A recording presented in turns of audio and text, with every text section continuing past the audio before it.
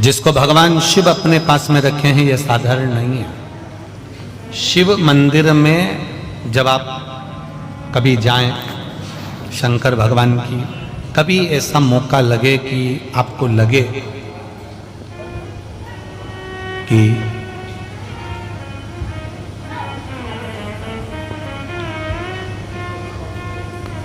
कहीं आपका यश कम हो रहा हो,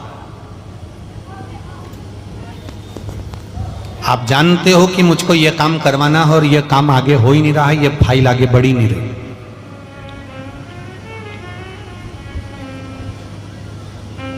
आपको लगे ये फाइल आगे नहीं बढ़ रही,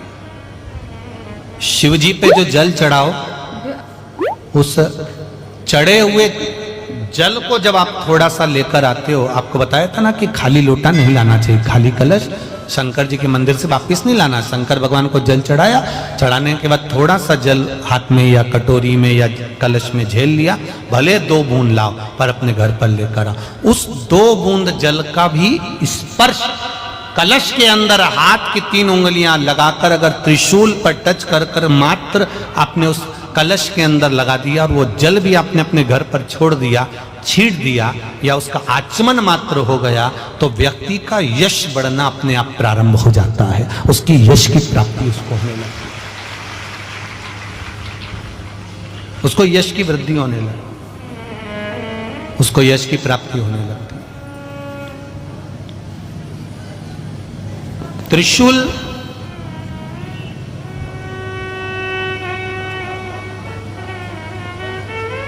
का दान,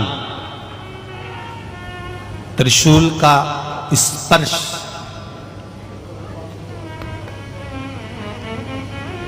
एक बहुत अच्छी बात कहना चाहेंगे,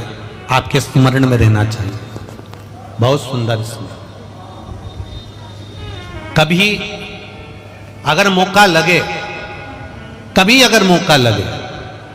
और शंकर भगवान का बहुत सुंदर श्रृंगार हो गया, बहुत सुंदर श्रृंगार हो गया, और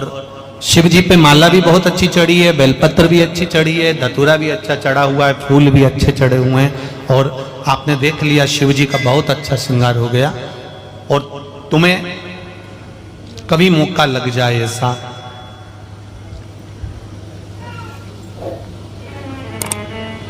और तुम्हारे पास में एक अच्छी सुंदर सी माला हो पुष्प की, तो आप पुजारी जी को या पंडित जी को कह दो, या पंडित जी मान नहीं हो, शिव जी का अच्छा श्रृंगार हो गया हो, तो वो माला केवल त्रिशूल की, जो त्रिशूल है उस त्रिशूल पर ही उस माला को अगर आपने केवल टांगी दिया, तो भी आप उन्नति की सीढ़ी पर आगे बढ़ना प्रारंभ कर देते। पर किस समय पर? जब भगवान का पूर्ण श्रृंगार हुआ, पूर्ण श्रृंगार शिव जी का हो गया और माला तुम्हारे हाथ में है, और तुमने देखा भगवान का श्रृंगार हो गया। अब शिव जी पे अगर माला चढ़ाऊंगा और श्रृंगार गिर जाएगा, तो उस माला को आप अपने यश प्राप्ति के लिए, अपने आनंद के लिए, अपनी उन्नति के लिए आप उसको त्रिशूल पर चढ़ा सकते। हम कई बार एक बात बहुत अच्छे से आपको वर्णन किए हैं कि कभी मौका लगे और आप किसी कंपटीशन एग्जाम में बैठ रहे हैं, या एक ही जगह पर सर्विस करते करते बहुत समय हो गया और वहां पर उन्नति नहीं हो रही है, आपका प्रमोशन नहीं हो रहा, तब 7 बेलपत्र केवल त्रिशूल का, 3 जो त्रिशूल में 3 नोक होती है, पहले साइड की दोनों स्पर्श, फिर बीच का स्पर्श कर कर अपने हृदय की कामना कर कर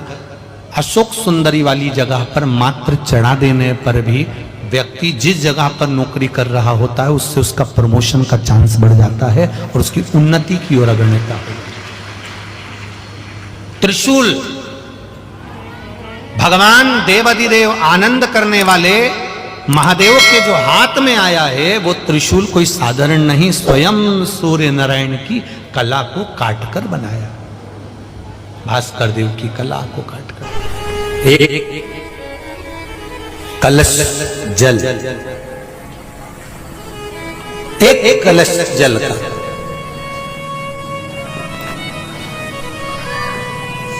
एक बेलपत्र, कभी कोई विशेष कार्य है, अटक रहा है, बहुत दिन से लगे हो, नहीं हो रहा, एक कलश जल, एक बेलपत्र। शिव मंदिर में जब बेलपत्र लेकर जाएं, बेलपत्र रखी सीधे हाथ में, उसके ऊपर रख लिया कलश, उसमें जल भरा हुआ हो, अपनी कामना कर कर मंदिर में पहुंचकर कलश को उल्टे हाथ में लेकर बेलपत्र को पहले अशोक सुंदरी वाली जगह पर, ये डंडी का जो भाग है जहां से पानी बहता है, अशोक सुंदरी की जो जगह होती है, और ये पत्ती उस जगह पर उसको रख दें, अशोक सुंदरी वाली जगह पर। और शंकर भगवान को सीधे हाथ में जल लेकर अशोक सुंदरी वाली जगह पर जल समर्पित कर कर शंकर भगवान के चारों ओर जल छोड़कर फिर शिव जी के शिवलिंग पर जल समर्पित करें। लगभग 2 या 3 सोमवार लगातार प्रतिदिन एक बेलपत्र समर्पित करें। और अगर आपने लगातार 2 सोमवार या 3 सोमवार कर लिया तो जो अटका हुआ कार्य है ना, मेरा देव अधिदेव महादेव उसमें सफलता प्रदान कर देगा, ये विश्वास। अशोक सुंदरी की जगह पिता जितना अपने बेटे की नहीं सुनता, उतनी अपनी बेटी की सुनता। बेटा मां को प्रिय होता है और बेटी बाप को प्रिय होती है, बेटी पिता को प्रिय है। आप अशोक सुंदरी से अपनी बात कह सकते हैं।